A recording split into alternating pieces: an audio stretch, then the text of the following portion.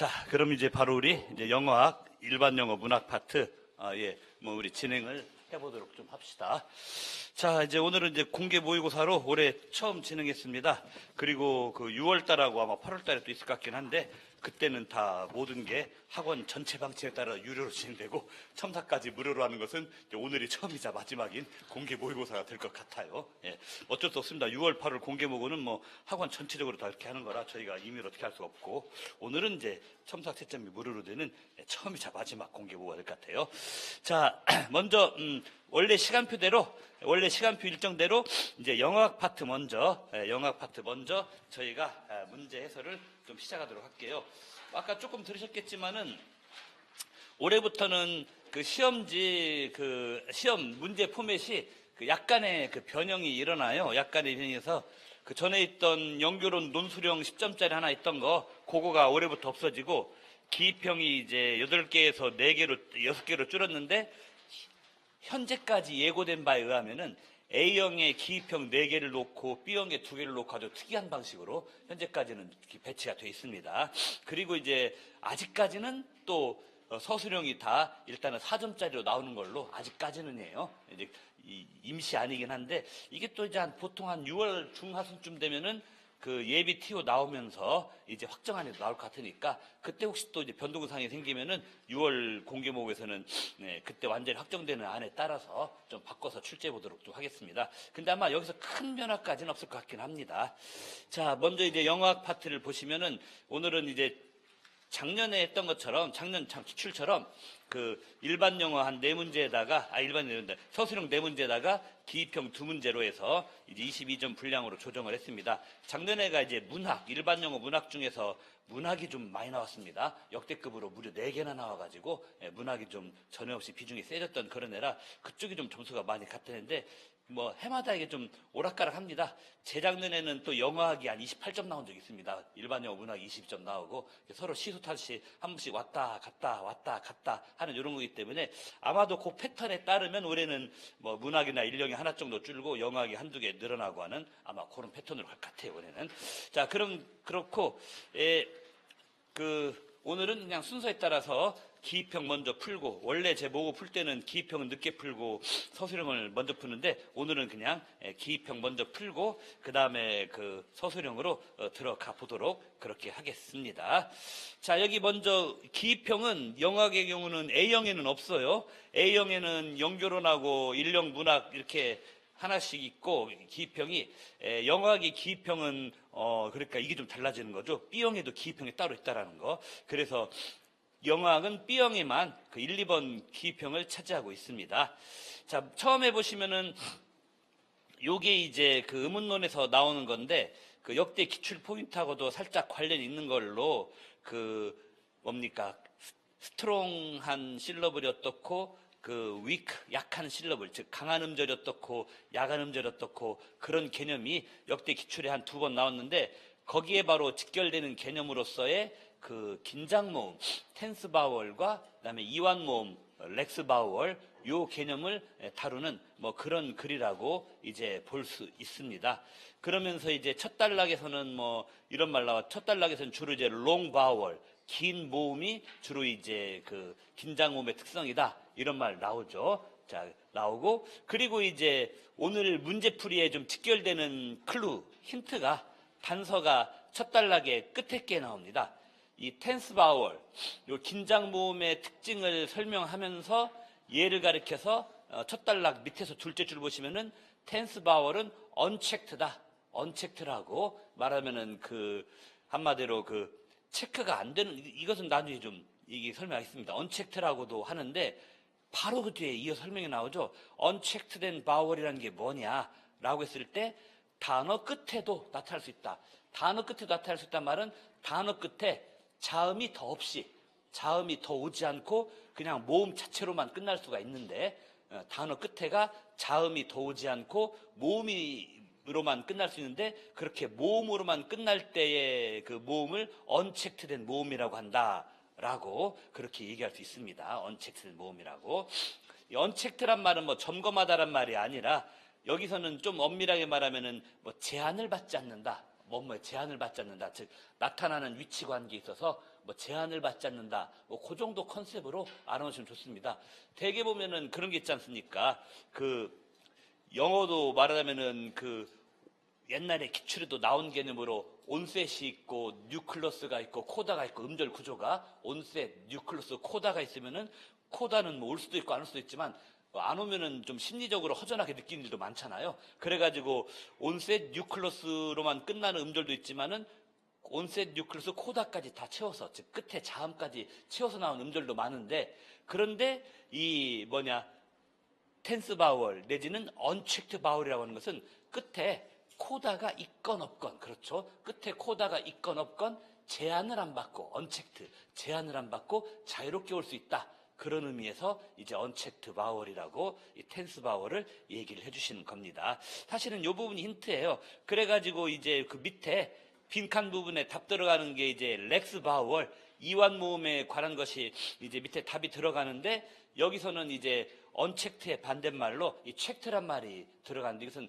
뭔가 제한을 받는다라는 거죠. 즉 음절 끄트머리에 혹은 단어 끄트머리에 코다 자리에 이 코다 자리 자음이 차 있으면은 자유롭게 올 수 있지만 코다 자리에 자음이 채워져 있지가 않고 코다 자리가 빈칸이면은 이 나오는데 제약을 많이 받는다라는 그래서 체크된다 제약받는다라는 의미에서 렉스 바월은 체크되는 뭔가 제약을 받는 그런 말하자면은 그 모음들이다라고 할 수가 있습니다. 물론 이게 100%는 아니고 약간의 그 예외는 있어요.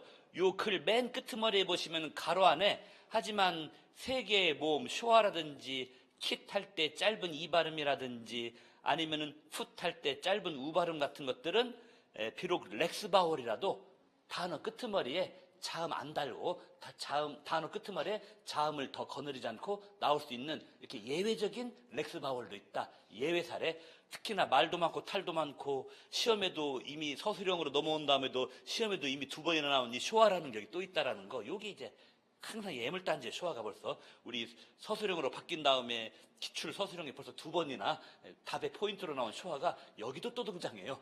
얘는 비록 쇼아는 사실 참 이례적이에요. 왜 참 이례적이냐면은 쇼아는 모든 렉스 바월 중에서도 기본으로는 힘이 제일 없는 모음이에요. 왜 힘이 없는 모음이냐 하면은 다른 모든 모음들이 스트레스, 강세를 못 받아서 약해지면은 거의 종착점 가까이 가는 게 쇼아입니다. 그러니까 다른 모음이 제대로 강세를 못 받아가지고 약해지면 가는 약해진 모음의 대명사, 그야말로 약한 모음의 대명사가 쇼아인데, 근데 희한하게도 이 녀석은 단어 맨 끝에 자음을 추가로 달고 나오지 않고도 지 스스로도 끝날 수 있는 아주 또 희한한 분포를 보이는 하여튼 쇼아는 공부를 해도 끝이 없어요. 진짜 뭐 파도 뭐 끝이 없다라는 식으로 쇼아는 진짜 이미 서답형으로 바뀐 뒤에 기출에 2번이나 나왔지만 앞으로도 나올 소재가 이런 것도 있고 또 있다. 뭐 올해라도 또 나올 수 있다. 이런 얘기입니다. 예. 하여튼 좀 의문론은 좀 힘듭니다. 이게 예. 특히나 이 어플라이드 잉글리시 포널로지 이 책을 약 5년 전에 어느 출제원 선생님께서 들고 들어가셔서 거기서 제일 어려운 서술형 문제를 내신 이후로 이게 좀 애물단지예요. 알다시피 어플라이드 그 책은 책 페이지는 별로 안 두껍습니다.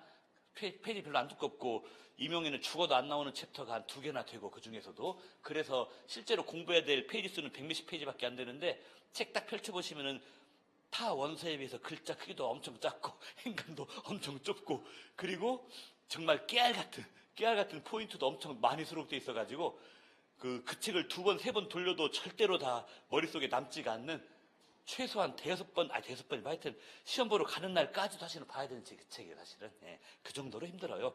예, 하여튼 거기도 보면 쇼아가 여러 개 나와 있죠. 그리고 이제 짧은 이 발음이나 또는 짧은 우 발음, 예를 들어서 저 밑에 예시 보시면은 teacher 하면은 어 발음. 물론 미국식 영어에서는 알 발음이 살짝 있죠. 그렇죠. 근데 여기서 이제 영국식 영어를 표본을 했을 때 영국식 영어에서는 끝에 알 발음이 없으니까 그러면 쇼아 발음으로 끝난 거하고 똑같아지는 거예요. 이렇게 된다 이겁니다. 쇼아 발음이 제일 야간 모음이지만 단어 끝에 올 수 있다. 그런가 하면은 저 끝에 보면 차이나도 차이나라고 하지만 차이 너 발음 쇼아 발음으로 간주해서 이것도 쇼아로 끝난 거라고 간주한다.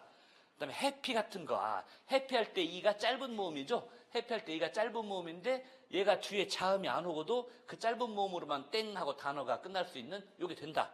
그다음에 전치사 투 같은 경우도 짧은 우 발음인데 끝에 자음이 추가로 더 안 오고도 이 짧은 우로 끝날 수 있다. 뭐 이런 것들 여러분들이 다 두루두루 알아오셔야 됩니다. 그러니까 그 약한 모음 중에서 렉스 바월 중에서 끝에 자음 없어도 올 수 있는 3대 예외가 슈아하고 짧은 이하고 짧은 우하고 요 세 개다라고 할 수 있는데 이 특징이 있습니다. 짧은 이하고 우, 이하고 우 같은 경우는 뭐냐면은 이는 프론트 바월 중에서는 하이 바월에 속하죠. 그다음에 우는 백 바월 중에서는 또 하이 바월이에요. 요걸 여러분이 감을 잡아 놓으셔야 돼요. 요것은 감히 말씀드리면 어플라이드에서도 설명 안 해주고 있는 뭐 그런 건데 요건 이제 옛날 옛적에 그 학부 시절도 아니고 무려 비싼 돈 들여가서 대학원 시절 시기나 그럴 때 들었던 건데 이게 이 하이 바월은 뭔가 그 값어치가 있다. 왜냐면은 하이 바월은 비록 이완 모음 그 얘기를 들었어요. 하이 바월은 이완 모음 렉스 바월이라고 해도 이 텐서티 긴장도가 그 뭡니까 미드나 백 그 로우보다 더 긴장도가 높답니다. 하이 바월은 비록 그 짧은 모음이라도 텐서티 긴장도가 그 로우 바월이나 미드 바월보다 긴장도가 더 높대요. 하이 바월은 그 자체로 그 렉스 바월이라도. 그래서 이제 말하자면은 이 발음이나 우 발음 짧은 이 짧은 우는 짧은 모음이라도 그 자체로 긴장도가 좀 상대적으로 높은 성격이 있어가지고 이렇게 단어 끝에 추가로 그 자음 안 달고 와도 나타날 수 있다 이 얘기를 할 수 있습니다. 근데 끝까지 미스테리는 슈아입니다. 얘는 그 높은 모음도 아니고 제일 야간 모음인데 얘가 어떻게 이렇게 됐는지 이건 진짜 알 수 없는 노릇이에요. 자 이제 그 다음에 2번 봅시다. D형 2번 B형 2번 보면은 요건 이제 문법에도 들어가고 통사론에 들어가고 의미론에 들어가고 세 과목 모두에도 걸리는 좀 희한한 건데 어거티브 버브가 어쩌고 그 다음에 뭡니까 어거티브가 어쩌고 그 다음에 언어거티브가 어쩌고 저쩌고 뭐 이런 거 있지 않습니까? 어거티브, 언어거티브, 그 다음에 미들 뭐 이런 것들이 있는데 이것은 여러분들이 저기 그 뭐죠 거기 첫 단락 우리 지문의 첫 단락 보시면은 이 나름 그 교과서적으로 개념 정의가 좀 있습니다. 이것을 여러분들이 이론적인 교과서 설명인 것처럼 여러분들이 알아놓으시면은 그 매우 도움이 될 만한 뭐 그런 것이라고 볼 수가 좀 있겠고요. 자, 그러면서 이제 그 설명이 나온 다음에 추가로 A, B, C, D, E, F 예문을 추가로 좀 줘놓고 그리고 이걸 구별하는 거죠.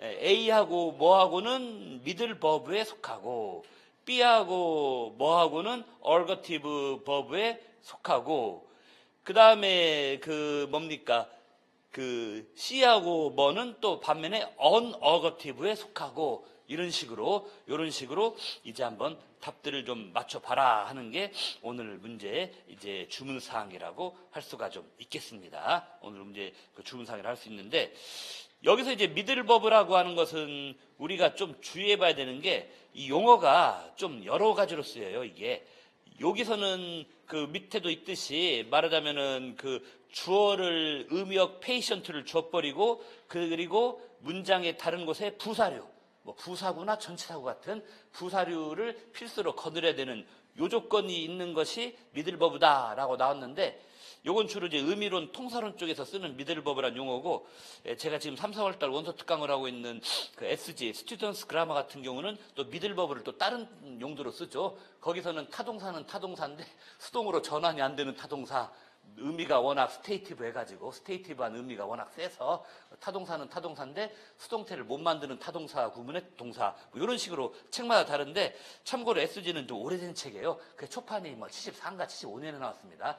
73가 75년이면 우리 임용 수험생 중에서도 매우 영하신 가장 영하신 분들은 부모님이 태어나셨을 그 무렵에 그렇죠. 여러분 자신이 아니라 아직 대학 갓 졸업한 임고생들 같은 경우는 부모님이 태어나셨을지도 모를 바로 그때 나온 책이 아니면 뭐 삼촌 이모가 태어나셨을 그때 나온 책이 그 스튜어스 그라머이기 때문에 좀 오래됐어요. 그래서 오래된 책의 용법이 이제 미들버브가 이제 타동사인데 수동으로 못 만드는 그게 이제 오래된 용법이고 좀 더 현대적인 통사론이나 의미론에서는 8, 90년대 현대적인 통사론 의미론에서는 바로 여기 시험 문제처럼 이제 주어에게 페이션트 대상력 페이션트의 의미역을 주되 이제 말하자면은 그 뭡니까 그 부사류를 그 필수로 거느려야 되는 그런 동사를 미들버브를 한다 뭐 이런 얘기죠. 그런가 하면 이제 어거티브라고 하는 것은 이제 말하면은 주어에게 역시 그 페이션트의 의미역을 준다. 그 대신에 뭐 부사류는 필수가 아닌 거. 그렇죠. 이번에는 부사류는 필수가 아닌 게 이제 어거티브다. 가끔 미들하고 어거티브 헷갈리시는 분이 있는데 제일 큰 차이는 이겁니다. 부사류가 뒤에 그러니까 부사구, 전치사구 등에 부사류가 필수로 와야 되는 게 미들 버브고요. 그런 게 필수가 아니고 옵션에 불과하면은 어거티브가 되고 하는 그 차이가 좀 있다라는 겁니다. 이게 제일 큰 거예요. 그리고 하나 더 차이를 말씀드리면 오늘의 문제의 주제는 아니지만은 미들 버브라고 하는 것과 얼거티브라고 하는 것, 얼거티브 버브라고 하는 것은 방금 말했던 대로 여기는 뒤에 부사류가 필수로 오고 여기는 뒤에 부사류 필수가 아니고 요 차이도 있지만은 또 하나 이제 의미 아마 이것도 요즘 추세에서는 문제 나올 수 있어요. 의미 측면에서 그 미들 버브 구문은 제네릭한 좀 또는 제너럴한 제네릭 내지는 총칭적인 내지는 제너럴한 미닝 뭔가 좀 일반론적인 총괄적인 일반론적인 그런 의미를 지닌 문장으로 자주 나오는 게 이 미들 버브 구문이고 반면에 이제 어거티브는 파티큘러한 파티큘러하다 특정한 시츄에이션을 가르칠 수가 있다. 요게 또 차이가 있습니다. 의미상으로는. 그리고 우리 기출에는 아직 안 나왔지만은 실제로 의미론 전공하는 학자들은 요걸 더 중시하게 돼요, 사실은. 뭔가 일반론적인 총괄적인 상황을 나타내는 게 똑같이 주어가 그 주어의 의미역이 똑같이 페이션트라도 좀 더 일반론적인 상황을 나타내는 때 잘 쓰이는 동사가 미들 버브고 똑같이 주어의 의미역이 페이션트라도 그 문장에서 좀 더 특정한 상황을 서술할 때 잘 나오는 동사들이 어거티브 동사다. 이게 사실은 더 근본적인 구분점이기도 합니다. 이거. 요게 이제 옛날에 우리 기출문제 영어학 여러 번 냈던 뭐 정모 교수님을 비롯해서 몇몇 분들이 매우 좋아하는 그런 출제 수제기도 했었죠. 나올 수 있을 것 같아요. 자, 그리고 이제 마지막으로 나오는 unalterative라고 하는 것은 여러 가지 unalterative라고 하는 것은 뭐 여러 가지 이제 그 뭡니까 설명이 있는데 그 우리 그 지문 끝에 동그라미 3번 밑에 지문 끝에 보시면은 이 미들이나 어거티브와는 달리 뭡니까? 요 un어거티브는 주어가 에이전트입니다. 그러니까 되게 능동적인 뜻이 있는 거죠. 주어가 에이전트고 이게 달라요. 그리고 뭐냐? 맨 끝에 이것도 나름 중요해요. cognate object가 있다. 이게 우리 중학교 문법책에 보면 동족 목적어라고 하는 거. 동족 목적어라고. 그러니까 동사와 목적어가 동족 같은 종족. 그러니까 동사와 목적어의 기본 의미가 공유되어 있는 거. 예를 들어서 뭐 우리 그 답으로 이미 주어진 것 중에 C가 바로 여기 속한다고 하잖아요. C번 예문이 지금 인쇄된 답에 C가 익숙하는데 C를 보시면 로는 뭐뭐뭐송, 싱어송 하듯이 노래를 부르다, 노래를 노래하다, 노래를 부르다, sing 뭐뭐뭐송 나오지 않습니까? 이렇게 동사와 목적어가 기본으로 같은 뜻 지닌 말이 올 때 요게 바로 un어거티브의 주요 특징이다. 그럼 이제 un어거티브가 의외로 가장 답이 빨리 발견될 수 있습니다. 그 예문 2를 보시면 ABCD 2를 보시면은 동사도 추운데 그 목적어도 추인 껌은 껌인데 추인 껌이다 해가지고 바로 이겁니다.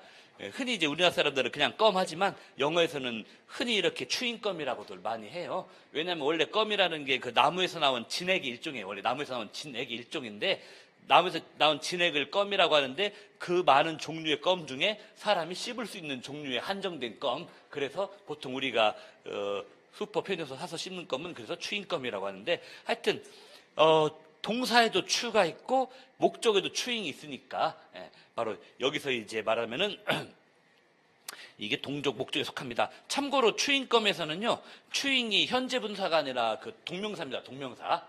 동명사예요. 추잉이 현재 분사가 아니라 동명사다. 그리고 굳이 해석을 고지식하게 하면은 씹기 위한 뭐 씹을 수 있는 뭐 이런 뜻이에요. 씹기 위한 껌.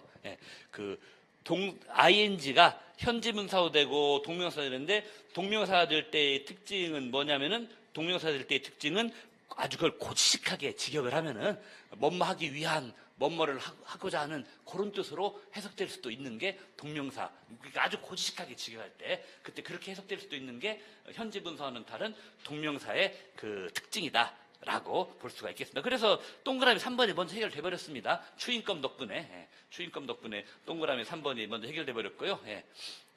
껌 하니까 생각나는 게 있어요. 군대 매점, 그러니까 PX라고 하죠. 옛날에는 군대 매점이고 요새는 군대 안에도 편의점이 있다고 합니다. 군대 매점에서 절대로 안 파는 게 바로 껌이에요. 왜냐면은 씹고 한 번에 툭 버려버리면 이 군바리들 이거 청소하기 힘들다고. 지금은 몰라. 요새 군대를 어쩔지 몰라도 저 군대 다닐 때만 해도 군대 매점에서 죽어도 안 파는 게 껌이었어요. 심지어는 일반 사병들은 못 사가지만 장교들용으로는 술도 팔았는데, 그렇죠. 심지어는 장교들용으로 술도 팔았는데 껌은 죽어도 안 팔죠. 자, 하여튼 3번엔 2가 되겠고, 그 다음에 이제 그 1번에서는 뭐가 되느냐, 이제 D라고 하는 것이 들어가는데, D번은 이렇게 나오죠. 이 책은 페이지 터너다라는 게, 페이지를 넘기기 쉬운 책이다라는 말은 뭐냐면 잘 읽히는 책. 페이지 터너라는 말 자체가 하도 재밌어서 혹은 쉬워서 술술 읽히는 책 있지 않습니까? 페이지 터너라는 말이 바로 술술 읽히는 책. 페이지가 잘 넘어간다. 술술술술 이렇게 되는 겁니다. 보통은 이제 좀 소설책 같은 게 그런데 안타깝게도 영어로 된 우리 공부하는 임용 소설책은 별로 그렇게 페이지가 잘 안 넘어간다라는 게, 그게 좀 가장 해석하기 차이 없는 그런 거긴 하죠. 그 중에서도 최악이 역대 기출의 소설가로는 2000년대 이후에도 4번씩이나 나오신 우리 제임스 조이스 할아버지는 페이지가 잘 안 넘어가기로 유명한, 뭔 넋두리 같은 말을 그렇게 혼자 그냥 지 혼자 알아들을 만큼 그렇게 써놨는지 천하의 왼수 같은 사람이 따로 없어요, 진짜. 살아있는 수면제 같은 그런 사람이죠, 진짜. 근데 그 징글징글한 인간이 2000년대 이후에도 4번이나 나왔고 앞으로 또 나올 가능성이 또 있다 하니 뭐 참 이게 좀 미치고 환장을 노릇입니다. 그분이 2000년대 이후에 나온 것은 전부 다 그 더블린 사람들, 곧 단편집에서만 더 대들을 비롯해서 에블린을 비롯해서 총 4작품이 나왔는데, 더블린 사람들은 무려 15편이 넘는 소설이기 때문에 나온 거 4개를 빼놓고도 아직도 11개, 12개 또 남았어요, 그 책에서. 그렇기 때문에 얼마든지 낼 거 없으면 거기 내는 거예요. 가만히 봤더니 왜 그 더블린 사람들을 많이 내리가 싶었더니, 그 출제에 들어갔을 때 문제화 시킬 수 있는 지문이 그 한정된 기간에 안 집히면 그냥 거기로 가는 것 같아요. 오니까 뭐 다른 이유 없습니다. 자, 그럼 그렇고, 그 다음에 이제 1번은 뭐냐, 무엇과 뭐는 미들버브다 라고 했을 때 요 답은 이제 D라고 되어 있죠. 여기서 같이 한 페이지 터너 했죠. 페이지 터너 했고, 이것은 그 다음 대목이 페이지 터너 다음 요 대목이 요 미들버브의 특성을 잘 보여줘요. 정말로 리즈 웰이다, 잘 읽힌다 할 때, 이때 이시라고 하는 주어는 디스북을 가리키죠. 디스북이 이스로 받아줬고, 이때 이세 이제 의미역이 페이션트예요. 왜냐하면 리드라고 하는 요 자동사가 읽힌다, 읽혀진다라는 수동적인 의미로 좀 해석이 납니다. 그래서 이때 이시의 의미역이 페이션트고, 그 다음 더 중요한 게 뭐냐면 이 웰이란 말, 비록 한 단어지만 부사구가 있다 이겁니다. 잘이라는 말. 여기서 이제 오늘 문제에서는 안 물어봤지만, 만약에 웰을 빼버리면 요거가 이제 비문이 돼버립니다. 미들버브 구문으로 성립이 안 돼버려요. 웰을 빼버리면. 그래서 웰을 빼면은 비문이 되거나, 비문이 되죠. 왜냐하면 실제로 웰을 빼버리면 이 really reads 하고 그 다음에 뭐지? 그게 정말로 읽혀 하는데, 이 really reads까지만 놔버리면 우리가 네이티브가 아니라도 우리 느낌상으로도 문장이 뭔가 이상하지 않습니까, 이게? 그러니까 이때 이 미들버브 구문에서는 이렇게 웰 같은 부사구를 빼버리면은 요 비문이 된다라는 거, 요게 중요한 겁니다. 그러면 나머지는 이제 2번은, 동그라미 2번은 F, 요 하나밖에는 그 답이 안 되는 것이죠. 그래서 이런 식으로. 프리즈 같은 경우는, 우리가 알다시피 프리즈 같은 경우는 그 프리즈라든지 비유알렌, 불타다, 번 같은 경우, 또는 가라앉다, 싱크 같은 경우, 혹은 역시 떨구다, 떨어뜨리다, 드랍 같은 경우, 싱크, 번, 드랍, 그 다음에 프리즈, 요런 단어들이 대표적으로 어거티브 동사들이에요. 이것들도 여러분들이 아시고, 얼거티브도 이미 옛날에 그 객관식하고 그 2차 논술을 따로따로 전공시험 2번 봤을 때, 그때 이미 얘네들도 기출 포인트로 나온 적이 있습니다. 그때 사람들 무지 많이 틀렸어요. 무지 많이. 그냥 하필이면은 점수 100점도 높은 2차 논술에 나와가지고, 그때 사람들이 주구장창 막 틀리고 간 좀 악몽 같은 기억들이 많이 있었습니다. 자, 그래서 이제 우리가 영어학에 좀 기입형 풀었고, 이제는 영어학 파트를 먼저 이번 시간에 해설하니까, 영어학에 이제 서술형 가보시는데, 이제 시험지를 A형을 보셔야 됩니다. A형 시험지를 봐보시면은, A형의 7번이 이제 영어학의 첫 문제, 문법 문제죠. 이 수동태인데, 이것은 아마 애지간하면은 사람들이 아마 이 정도는 좀 많이들 어느 정도 공부가 될 만큼은 되어 있지 않겠는가 싶은 제 딴에는 뭐 그런 식으로 판단해서 출제를 했습니다. 수동태 중에서 수동태 중에서 이제 말하면은 우리 본문 A에 주어진 말하자면은 그 능동에서부터 도출되는 수동태, 요것도 많이 있죠. 뭐 이것이 대세를 이루죠, 수동태에서. 그런데 이제 문제는 뭐냐?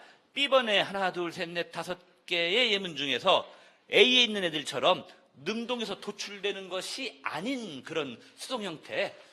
그러니까 능동에서 도출되지 않는 수동태는 약간 특이한 경우죠. 약간 특이한 경우의 수동태를 가려내고 이게 두 개 있답니다. 두 개를 가려내고 그 두 놈아들을 이제 왜 능동에서 도출된 수동태가 아닌가라는 걸 이 에이전시의 측면에서 와, 요 용어도 살짝 아시면 좋습니다. 그 다음에 그 수동태 보시면 의뢰의 과거 분사 형태라는 게 있잖아요.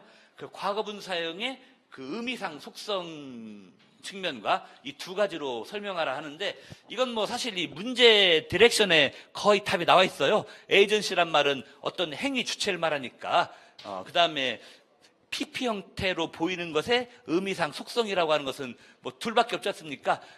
말 그대로 과거, 정통 과거 분사형으로서 수동, 피동의 입장이거나 수동, 피동, 완료의 입장이거나 아니면 효용사화된 거, 효용사화된 의미로서 그냥 상태를 나타내는 거거나 뭐 둘 중에 하나밖에 없잖아요. 그러니까 이것은 문제도 그렇게 많이 안 어렵고 많이 안 어려운 데다가 이 디렉션이 어쩌면 좀 답의 길잡이가 돼주는 듯한 그런 게 있는데, 뭐 굳이 이걸 출제한 이유는 해마다 아무리 영어학이 과목 난이도가 높아도 이 정도의 문제가 해마다 한 두 개가량은 꼭 나온다라는 거. 아무리 영어학이 어쩌네도 사실상 손에 쥐어주고 남은 과제는 우리 수험생분들이 그 빼먹지 말고 항목을 잘 채워서 쓰는 것만이 남은 과제가 되는 뭐 그런 문제도 있다라는 걸 보여주기 위함인데, 그리고 이 문제는 그 B에 보여지는 예문들도 참 착해요. 답이 안 되는 것들은 전부 다 뒤에 바이 뭐뭐가 있고, 답이 되는 것들은 바이 뭐뭐가 없고, 그래서 바이 뭐뭐가 있음으로써 답이 안 되는 것들은 이른바 에이전시가 있는 거죠. 행위 주체에 대한 설명, 행위 주체에 대한 설명. 말하면 답이 안 되는 거 세 개, 말하면은 뭡니까? A, B, D. 답이 안 되는 거 세 개는 전부 다 바이 더하기 행위주가 있어가지고 행위 주체 에이전시가, 행위 주체성 에이전시가 다 드러나는 건데, 답이 되는 C하고 E는 바이 에이전시가 없어갖고 행위 주체성이 안 드러난다. 뭐 요거 딱 하시면 되고, 또 고로 이제 이런 문장에서는 비동사 다음에 있는 PP가 뭐뭐 당하다, 되어지다가 아니라 완전히 효용사, 그렇죠. 우리 모음 답안 읽듯이 에젝티브로 된 거라서 이제 말하면 효용사 된 거다. 그리고 이제 이 모든 것들은 결국 뭐냐? 모음 답안 끝에도 있듯이 behavior를 나타내는 게 아니라 일종의 state, 그렇게 이미 되어 있는, 언제부턴가 몰라요. 언제부턴가 모르지만 어쨌든 진작에 글이 되어 있는 그런 스테이트를 나타내는 것들이 다 요 답으로 찍혀 나온 것들이다라고 할 수 있습니다. 예. 요 예문들은 주로 이제 여러분들로 많이 갖고 계시는 그 티처스 그래마, 그 책에서 좀 많이 인용을 했고요. 근데 오늘 문제에서는 좀 이 문제의 난이도 조절을 위해서는 안 냈습니다만, 이 티처스 그래마에 보면은 좀 독특한 예문이 나옵니다. 이런 게 또 실전에 잘 나오죠. 예를 들어서 뭐 the vase, 꽃병, 화병, 꽃병이 뭐 was smashed 이런 게 있었어요. 그 여러분들도 많이 갖고 계시는 뭐 이렇게 티처스 그래마에 보면은 이런 식의 예문이 나와요. 뭐 우리가 어쩌째서 그 방에 들어가 봤더니 꽃병은 깨어져 있었고 어쩌고 뭐 이런 말, 그 책에, 티처스 그래마 책에 패시브 챕터 본 이런 예문이 나와 있는데, 여기서 이제 말하면은 be smashed, 깨져버렸다, 박살나버렸다라는 게 이제 말하자면은 오늘 문제에서 물어봤듯이 능동에서 도출된 그런 수동, 그래가지고 어떤 behavior, 행동으로 말미암은 수동일 수도 있고, 아니면은 요게 그 행동 같은 건 잘 모르겠고, 오늘 이제 답이 되는 부분에 나오는 단지 스테이트, 상황을 나타내는 수동일 수도 있고, 이 두 가지가 다 가능하더라 해놓고, 이 두 가지에 대해서 우리 그 티처스 그래마에서는 예문을 좀 구체적으로는 달리해서 보여주고 있습니다. 어떻게 달리해서 보여주고 있냐면은, 요게 그 능동에서 도출되는 예문으로 볼 때는 어느 강도가 침입해서, 그 예문 이렇게 나와요. 강도가 방 안에 침입해서 그 꽃병을 깨놓고 간 경우, 그런 상황을 줘버립니다. 그럼 강도가 방에 침입해서 꽃병을 깨버린 경우는 강도가 아마 강도질하다가 깼을 것이므로 뭔가 그 비헤이브 행동이 있는 거죠. 이럴 때는 능동에서 도출된 정통 수동태고, 이럴 때는 반면에 뭐 강도가 쳐들어왔다거나 그런 말이 없어요. 똑같은 비스매시인데 그런 말이 없는 또 하나의 예문에서는 대체 이게 왜 깨되는지, 어떤 비헤이비어에 의해서 꽃병이 깨되는지 모를 모를 상황으로 주어진 예문도 있습니다. 그럴 때는 어떤 비헤이비어로 이게 깨졌는지 모르니까 이럴 때는 순수하게 스테이트, 그렇죠. 스테이트, 상태로서의 수동이라고 할 수 있겠죠. 그래서 요걸 가르쳐서 그 많은 책에서는 그 오늘 이 A의 7번에 나온 답으로 나오는 이렇게 되는 오늘 7번에 답으로 나오는 수동태는 어떤 책에서는 스테이틱, 우리 SG라든지 그래마 북에서는 스테이틱한 패시브다라고,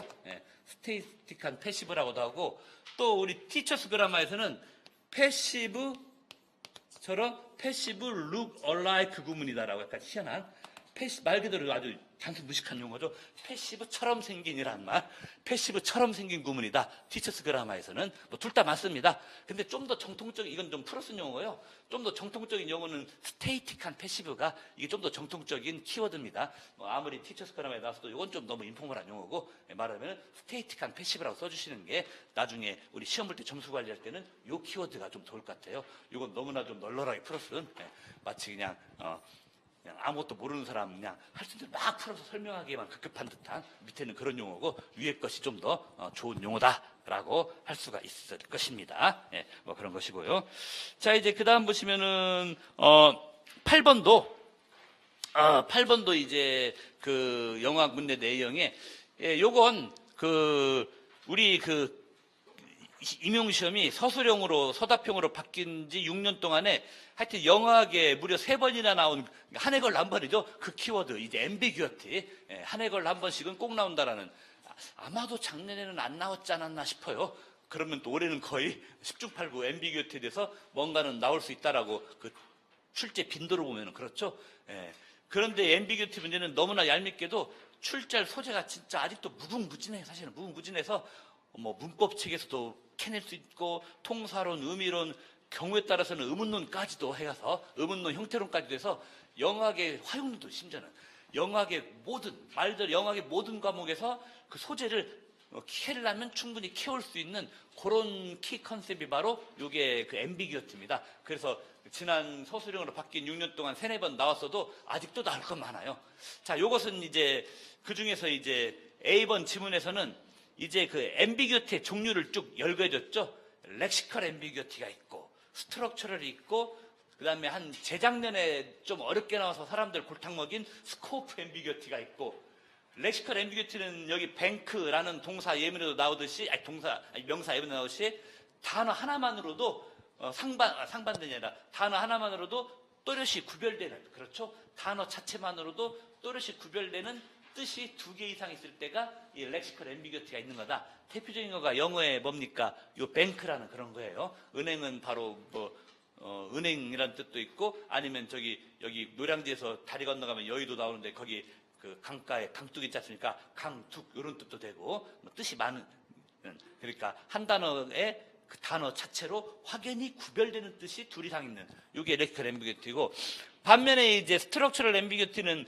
문장을 어떻게 구조 분석하느냐에 따라서 주로는 문장에서 무엇이 무엇을 꾸며주는가, 요게 이제 바로 스트럭처럴 앰비규어티. 예를 들어서 A 지문 한가운데 있는 것처럼 with a gun이 샷을 꾸며줄 수도 있고 the burglar를 꾸며줄 수도 있고, 무슨 성분이 무슨 성분을 꾸며주는가, 요게 이제 스트럭처럴 앰비규어티의 제일로 유명한 건데, 그러나 하나 또 있습니다. 요것만 하시면 안 되고요. 문장에서 무엇이 무엇을 꾸며주는가에 따른 것만 스트럭처럴 앰비규어티가 아니라, 우리 본문 A의 밑에서 좀 카운트 좀 밑으로 가면은 flying planes can be dangerous라는 거 있잖아요. 요거 이제 여러분이 많이 갖고 계시는 linguistics for non-linguist 이런 책에 나오는 예문이긴 하고, 그런데 옛날에 기출에도 유사예문도 나왔고, 똑같진 않지만 유사예문 나왔던 그건데요. 이때는 무엇이 무엇을 꾸며주는가라고 하기보다는 그 문장에서 특정 성분의 문법적 지위, 특정 성분의 문법적 지위가 2가지 이상으로 파악될 수 있을 때, 단도직입적으로 말하면은 플라잉을 동명사로도 볼 수도 있고 현재 분사로도 볼 수 있고, 플라잉이라는 하나의 성분을 동명사로 볼 수도 있고 현재 분사로도 볼 수 있고, 이건 동명사와 현재 분사는 문법적인 지위가 다른 거지 않습니까?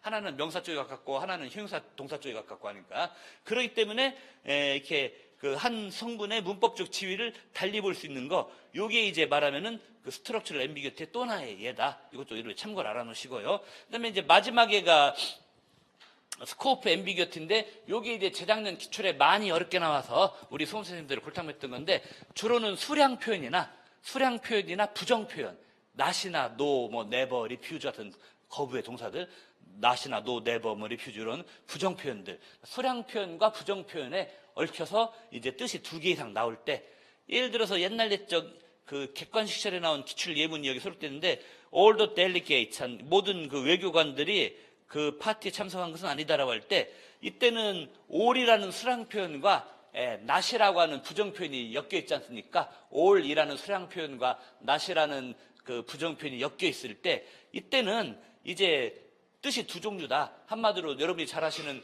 부분 부정의 뜻과 전체 부정의 뜻이 있다 이거죠. 부분 부정의 뜻은 일부 델리게이츠들은 참석했다, 파티에. 원래 또 외교관들이 하는 게 이거예요. 별로 재미는 없어도 갈 때 되면 가야 되는 외교관 하는 거니까 일부 외교관 참석했다. 부분 부정, 일부만 안 하고 일부 했다. 부분 부정의 뜻이 있고, 반면에 오라고 not이 어울려져서 그 재작년 기출에 나온 걸로 따지면은 all이 그 말하자면은 not보다 스코프가 더 와이드할 경우는 all이 not이 등장하는 곳에 다 들어간다 이겁니다. all이 not보다 스코프가 넓다라는 것은 말하면 all이 not이 해당되는 거 아니다. NOT, not이 해당되는 곳 모두에 all이 싹 들어간다. 그게 그 소리거든요. 그럼 뭐가 됩니까? 완전 부정이 되는 거죠. 그래서 all이 not보다 더 스코프가 넓을 때, 그래서 all은 not이 해당되는 곳에 다 들어가 버리면은 그럼 no가 되는 거죠. 델리게이츠 중에 단 한 명도 대체 어느 나라 대사관에서 주최한 파티 몰라도 찍혔나 봐요. 그래서 한 명도 안 갔다. 이런 뜻이 완전 부정. 이렇게 부분 부정, 완전 부정 이렇게 되는 건데, 자 그러면 이 좀 어려워요. 밑에 A, B, C, D 예문 중에서 하여튼 어떤 식의 앰비규어티가 됐건 뭔가 앰비규어티에 걸려요. 앰비규어티에 걸려가지고 이제 말하자면은 앰비규어티에 걸려가지고 뜻이 둘 이상 나오는 게 뭐냐라고 했을 때 A번은 아닙니다. arrive라고 하는 말은 왜 안 돼? arrive란 동사 때문에 안 돼요. 이것은 arrive란 말은 그 영어 의미론이나 문법에 의하면은 순간적으로 이루어지는 행위예요. 한국적인 개념하고 달라요. 우리 한국적인 개념에서는 어디에 도착하다 그러면 쭉 가다가 도착지에 멈추는, 그래서 뭔가 시간 텀이 좀 있어 보여요. 한국 사람들 머릿속에는. 근데 영어식 사고방식으로는 도착하다라는 것은 쭉 가다가 요건 빼버리고 완전한 목적지에 딱 닿는 그 순간만을 취급하는 게 영어 동사의 arrive입니다. 한국식 사고방식과 달라요. 우리는 이제 오늘 여러분도 강의 끝나고 지하철 타러 1호선 노량진 9호선 노량진 내시면 지금 열차가 도착하고 있습니다라고 뚜뚜뚜뚜 하고 막 10몇 초 쭉쭉쭉 오잖아요. 그래서 한국어에서는 도착한다는 말이 시간이 좀 걸리는 개념처럼 연상되는데 영어는 아닙니다. 영어에서는 그 열차에서 딱 멈추는 그 0점 몇 초의 그 짧은 그 순간만을 말하는 게 영어의 arrive예요. 그러면 딱 순간만에 해당되는 것은 완전히 안 하고 또는 부분적으로만 하고 그게 없어요. 순간에 끝나는 동작인데 그걸 뭐 부분적으로만 하고 자시고, 즉 완전 부정에 대응하는 부분 부정의 뜻이라는 게 나올 수가 없는 겁니다. 도착을 하면 하고 말면 말고 둘 중에 하나지, 반쯤만 도착한 것과 완전히 도착 안 한 것과 뭐 이것을 가르고 말고 할 수가 없는 거다. arrive는 일부만 도착하고 마른 것과 완전히 도착 안 한 것을 가를 수가 없어요. arrive는. 그래서 이것은 이중적인 뜻이 안 나옵니다. 앰비규어티가 없어요. 반면에 이제 B 같은 경우는 요건 이제 그 앰비규어티가 있는 겁니다. B 같은 경우는 요것은 이제 앰비규어티가 있는 거라서, 웨이트는 시간 경과가 있지 않습니까? 뭐 하다못해 단 몇 초, 몇 분이라도 시간 경과가 돼야 웨이트죠. 나 기다릴게 해놓고 도로 갈게 하고 기다릴게 해놓고 바로 바운스 통 튀어서 가버릴게 하면은 이거 안 기다리는 거지 않습니까? 솔직히 어느 정도는 시간 경과를 해줘야 이게 웨이트를 하는 거죠. 그래서 웨이트는 시간 경과를 해주는 게 있기 때문에 didn't wait라고 하면은 완전히 안 기다린 경우와, 그리고 끝까지는 안 기다렸어도 어느 정도까지 부분적으로는 기다려준 거와 이 두 개가 다 있을 수 있다 이거예요. 그러니까 아예 안 기다린 것과 웨이트는 조금은 기다린 것. 그러니까 아예 안 기다린 거 완전 부정, 조금은 기다린 거 부분 부정. 요거가 웨이트는 다 가능하다. 왜 그러냐? 웨이트는 시간의 경과가 있어서 시간의 경과 그 전체 중에 하나도 안 기다리면 완전 부정, 시간의 경과 이 전체 중에서 조금은 기다려줬고 나머지를 안 기다렸으면 부분 부정. 요게 된다 이겁니다. 자, 그다음에 C도 요것도 이제 이중의 뜻 뭡니까? 앰비규어티가 있는 건데, 이때는 뭐냐면은 부정도 있긴 하지만 이때는 좀 더 좋은 것은 말하자면은 그 스트럭처럴 앰비규티로 보는 게 좀 더 좋아요. 왜냐하면 관건, 물론 부정의 낫도 있지만 관건이 되는 건 뭐냐? 왼절이라고 하는 것의 문법적 지위가 뭐냐? 왼절의 문법적 지위가 뭐냐? 요걸 따지는 게 요 문제에서는 답풀이의 관건이 되므로 좀 더 관건이 되는 것이 그것이므로 요것은 스트럭처럴 앰비규티로 보는 게 좀 더 좋은 답이다. 즉 왼절을 명사절, 목적절, 명사절로 바꿔버리면은 이것은 이런 뜻이 되죠. 그녀는 말 안 해줬다. 그녀가 언제 돌아왔는지를, 그녀는 말 안 했다. 그에게 자기가 언제 돌아왔는지를 이렇게 목적절로도 해석될 수 있고, 반면에 왼절을 이번엔 시간 부사절로 해석할 수도 있지 않습니까? 그녀는 그 사람에게 말도 안 했다. 언제 그녀가 돌아왔을 때 뭔가 둘이 삐진 겁니다. 삐져갖고 그녀는 돌아왔지만 걔한테는 말도 안 건넸다. 이런 식으로 돌아왔을 때 말도 안 건넸다. 이런 식으로 된다. 그리고 이 문제에서 관건은 우리 해설지 6쪽에 수록된 그 모음 답안에 보듯이 B도 그렇고 C도 그렇고 둘 다 그 이중적인 뜻을 영어로 풀어쓰기를 잘해야 됩니다. 오늘 모음 답안은 가급적이면은 약간은 좀 고지식한 맛이 있더라도, 오늘 모음 답안에 수록된 이 문구는요, 약간은 고지식한 맛이 있더라도 그 두 개의 서로 다른 뜻이 좀 잘 도드라져 보이게, 차이가 도드라져 보이게 일부러 가장 고지식하게 썼습니다. 근데 이렇게 써도 감점은 안 당합니다. 가장 고지식해도 좋으니까 앰비규어티가 있는 구문에서는 뜻이 서로 다름을 분명히 보여주고 넘어가 주시는 게 요게 좀 답 쓰는 관건이다라고 그렇게 할 수가 좀 있겠습니다. 자, 이제 그 다음 보시면은 D번 같은 경우는 앰비규어티가 없죠. 왜냐하면 이때는 왼절이 부사절 외에는 안 돼요. 물론 맨 앞에 나와 있는 것도 있거니와 왼절이 절대로 저 위에서와는 달리, C에서는 달리 D에서는 왼절이 명사절, 목적절은 죽어도 안 되는 이유는 이미 텔의 간목으로 힘이 있고 텔의 직목으로 이미 anything이 있어요. 그렇죠? 텔에게 anything이라는 직목이 이미 있기 때문에 외는 추가로도 목적절로 해석될 여지가 없는 거죠. 그래서 빼박으로 이때 D번의 왼절은 빼박으로 부사절로밖에는 해석이 안 된다. 그러니까 그라마티컬한 스테이터스가 한 개밖에 없다. 부사절. 더 이상 다른 혼선의 여지가 없다. 이런 얘기입니다. 그 다음에 이 같은 경우는 그녀가 두통을 알아왔다. 언제 이후로? 군대에 들어간 이후로. 요새는 여자들도 군대를 옛날보다 많이 가죠. 육군사관학교 수석 졸업생이 벌써 몇 년째 여자입니다. 이거 참고로 말씀드리면.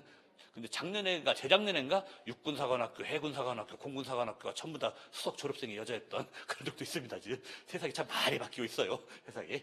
자, 그런데 하여튼 근데 이 언니는 좀 군대 좀 적용이 좀 안 되시나 봐요. 군입대 이후 계속 머리가 아팠는데, 이때는 신스 다음에 현재 완료지 않습니까? 신스 다음, 이 신스절의 해석에 관한 건데, 신스 다음에 현재 완료라면은 여전히 신스절 이하의 내용이 유지되고 있다라는 그뜻 하나밖에 없어요. 그래서 그녀는 여전히 지금도 군 생활하고 있고, 그리고 여전히 아이고 두통이야 하고 있다. 이 소리입니다.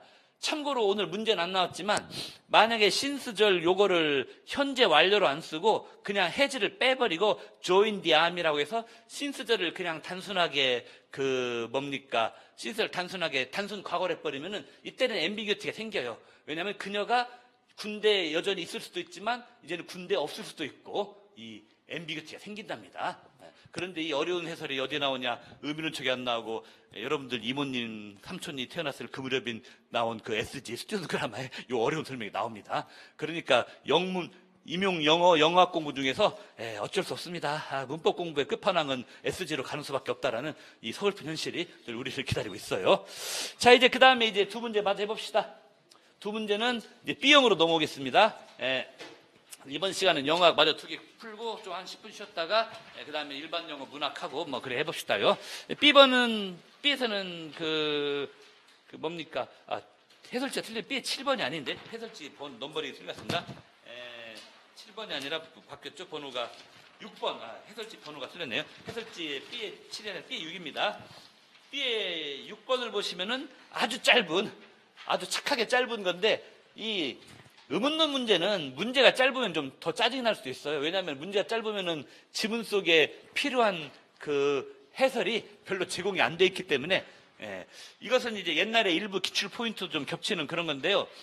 second articulation이라는 개념이 나와요. 우리가 많이 보는 applied 책에도 챕터 1에서부터 second articulation이 나오는데, second articulation이라고 하는 것은 음운론 개념에서 뭐냐면은 주로 음운 현상이라고 일컬어지는 거 있죠. 포놀로지컬 체인지니, 포놀로지컬 프로세스니, 포놀로지컬 체인지, 포놀로지컬 프로세스라고 일컫는 개념들이 주로 이 세컨 아티큘레이션에 들어간다라고 우리가 이제 말할 수 있습니다. 세컨 아티큘레이션에 이제 들어간다라고 이제 말할 수가 있는데, 여기 보시면은 그 A에 수록된 세컨 아티큘레이션이 여러 가지가 있는데, 예를 들어서 셋째 줄부터, A의 셋째 줄부터 나오는 게 레이별라이즈 된다.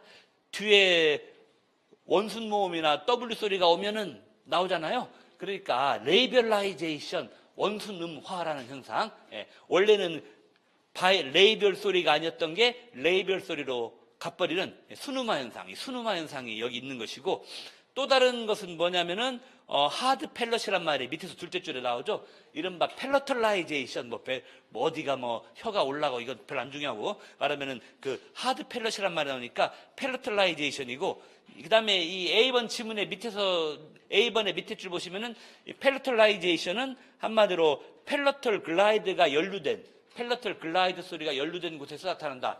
이 팰러털 글라이드가 영어 자음 도표를 보면은 그 Y 소리, 소문자 J로 표시되는 이 Y 소리를 아주 간단하게 줄여 말하면은 팰러털 글라이드라고 그렇게 말합니다. 그래서 이제 한마디로 순음화 현상과 국외음화 현상,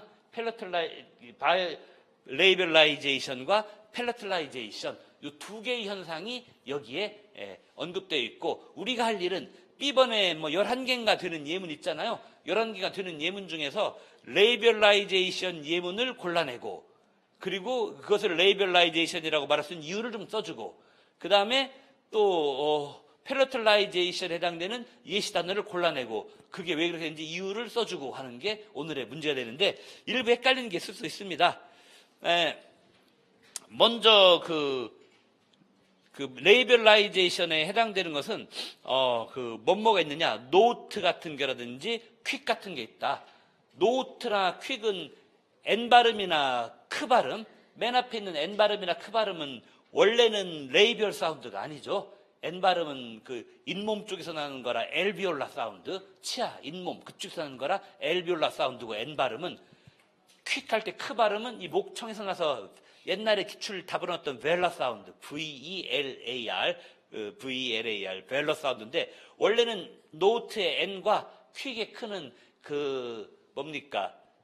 내절 사운드, 내절 겸 엘비올라죠. 엘비올라 사운드 겸 말하자면은 퀵, 벨라 사운드였어요. 그랬던 애들이 뒤에 나오는 O 발음이나 W 발음 때문에 레이별 위치로 올라가서 소리 나준다. 그래서 얘네들이 이제 레이별라이제이션의 예인데, 거기에 대한 모범 답안 문구는 우리 해설지 6쪽에 좀 나와 있죠.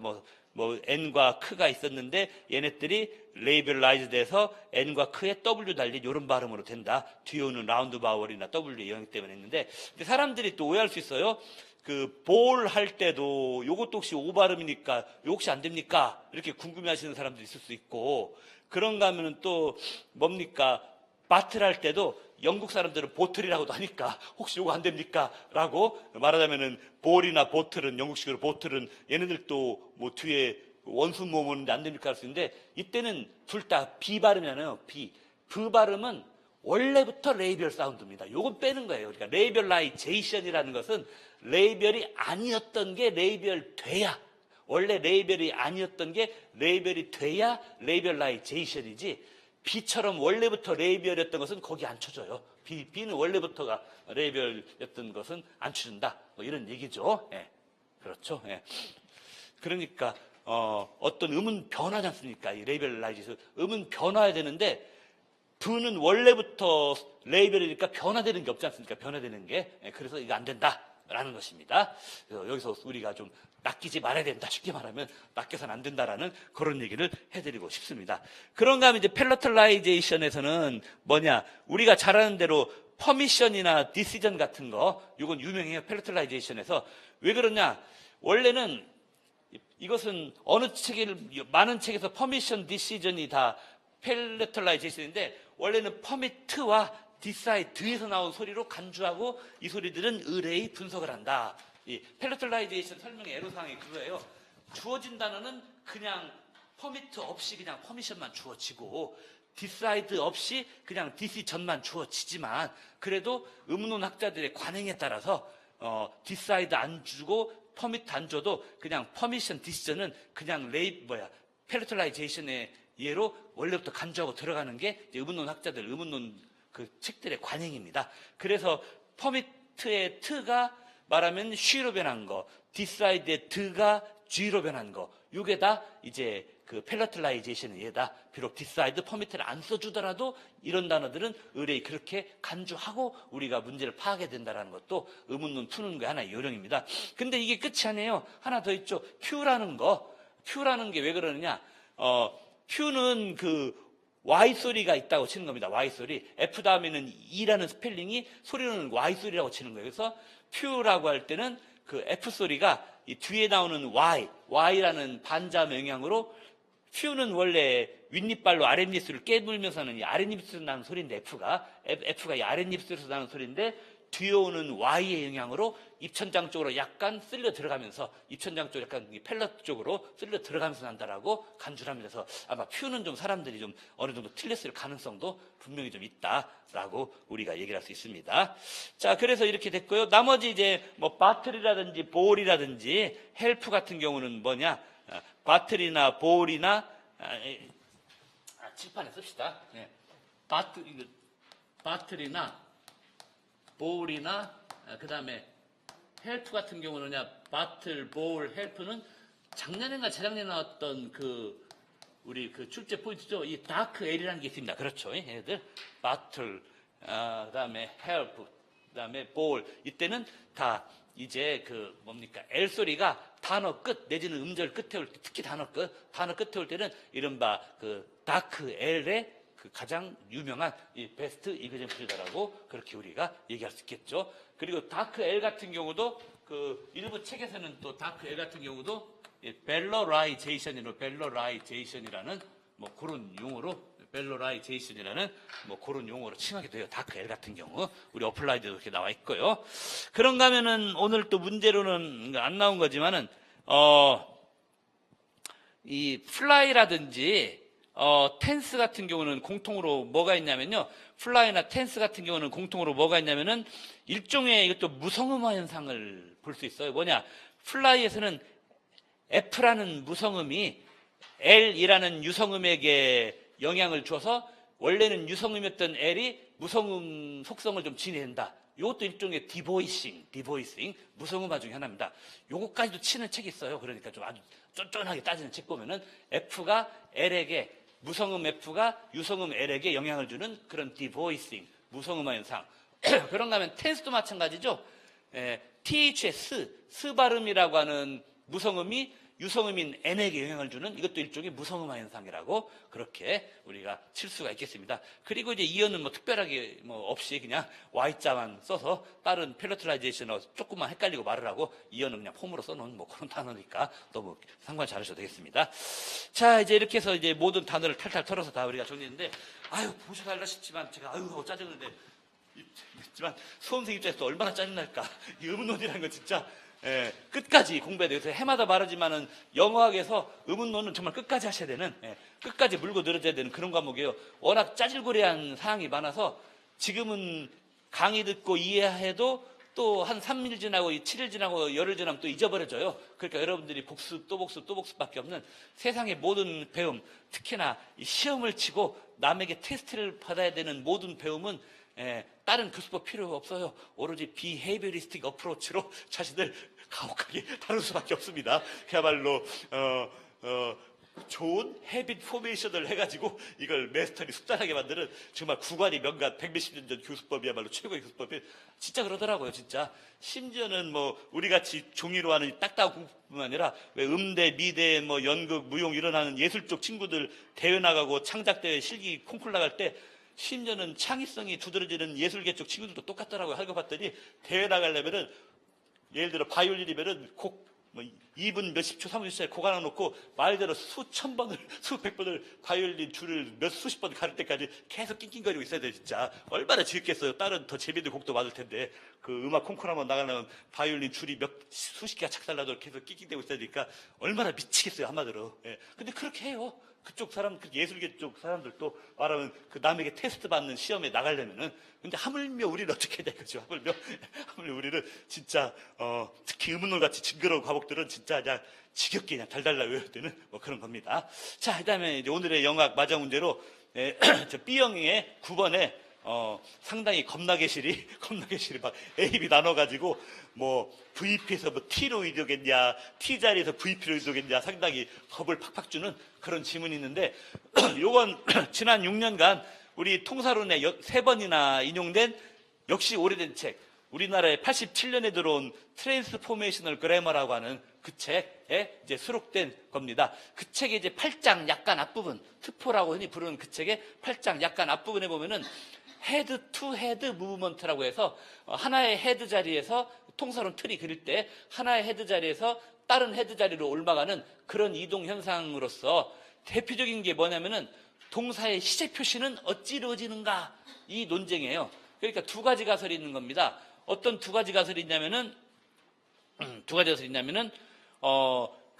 뭡니까? 그 2번 예문, A의 2번 예문을 보듯이 시제 요소, 동사의 현재 시제 요소인 S가 따로 있고 동사의 원형인 언어의가 따로 있는 거예요. 여기 넘버 2 예문에 보듯이 동사의 T, 시제 요소 S가 따로 있고 현재 시제 요소, 그 다음에 동사인 언어의가 따로 있다가 동사인 언어의가 올라가는, 3번에서는, 죄송합니다. 3번에서는 시제 요소인 S가 올라가는 거죠. 즉, T 요소, 시제 요소인 T 요소가 올라가는 요런 이동으로 해서 언어의즈가 탄생했다.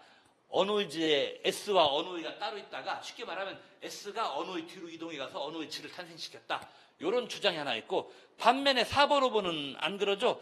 4번, 5번은 뭐냐면은 5번에서 보듯이 언어의가 시제 요소 S 쪽으로 가버렸다. 동사인 언어의가 시제 요소인 S 쪽으로 가서 거기서 언어의즈를 탄생시켰다. 뭐 이런 얘기예요. 그래서 이제 이 동사의 시제 형태가 구현될 때는 시제 요소가 동사 원형에 가서 이동해서 갖다 붙는 거냐, 아니면 동사 원형이 시제 요소 있는 자리로 이동해서 갖다 붙는 거냐, 이 둘 중에 어느 것이 맞으냐라는 것입니다. 예.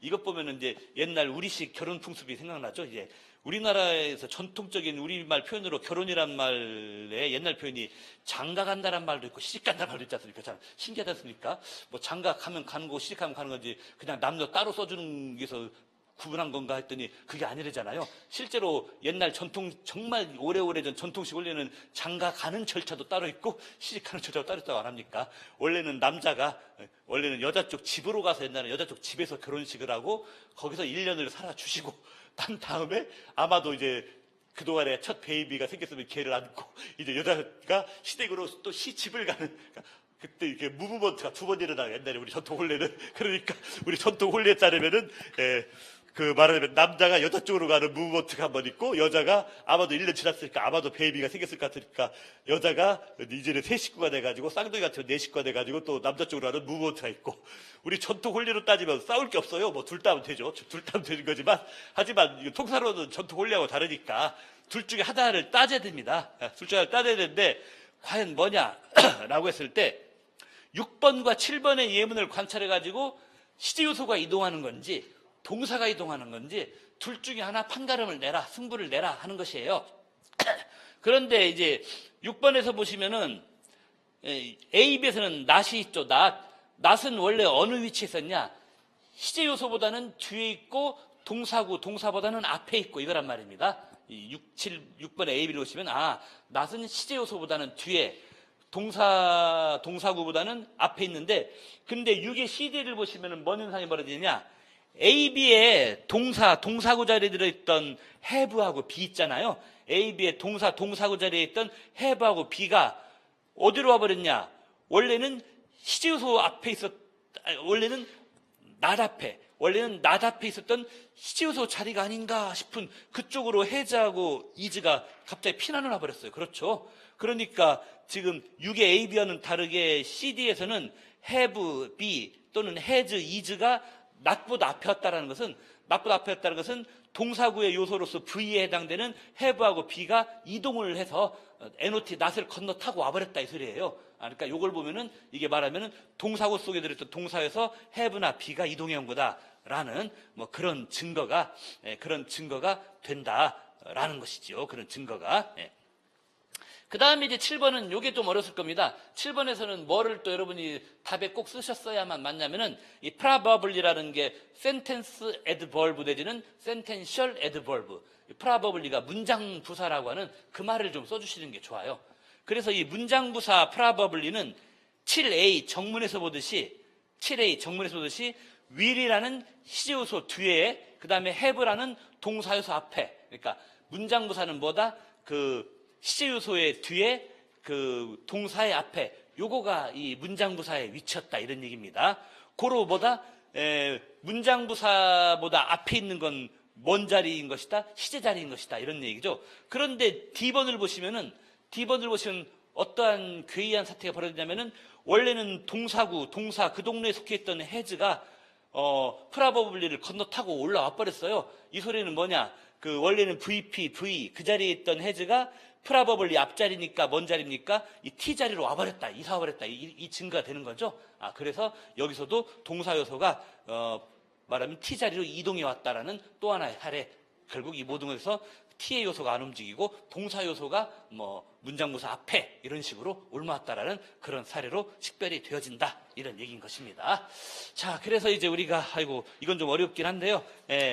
근데 해마다 의문론에서건 통사론에서건 둘 중에 하나는 최소한 이 정도 내지는 경우에 따라서는 요보다도 더 센 정도의 문제도 해마다 한두 개는 꼭 나옵니다. 영하게. 그러니까 여러분들이 벌써 이제 뭐 3월도 지나고 4월 되고 4월도 벌써 6일에 올해도 작년에 이어서 올해도 세월이 참 빨리 갑니다.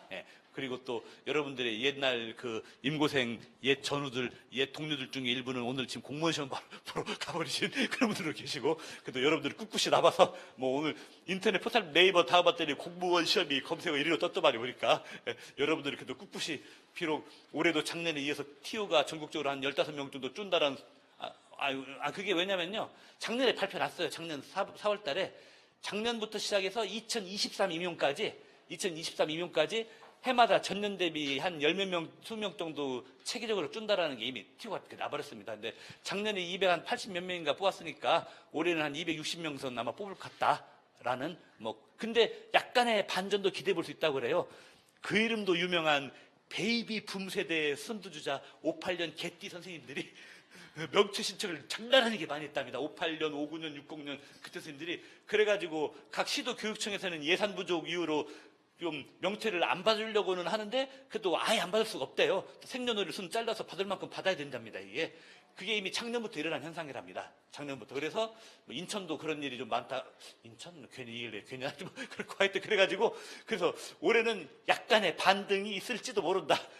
다시 한번 마지막으로 300을 TO가 제발 좀 그랬으면 좋겠어요. 진짜 넘을 수도 있다. 하여튼 우리가 좀 기대 좀 해봅시다.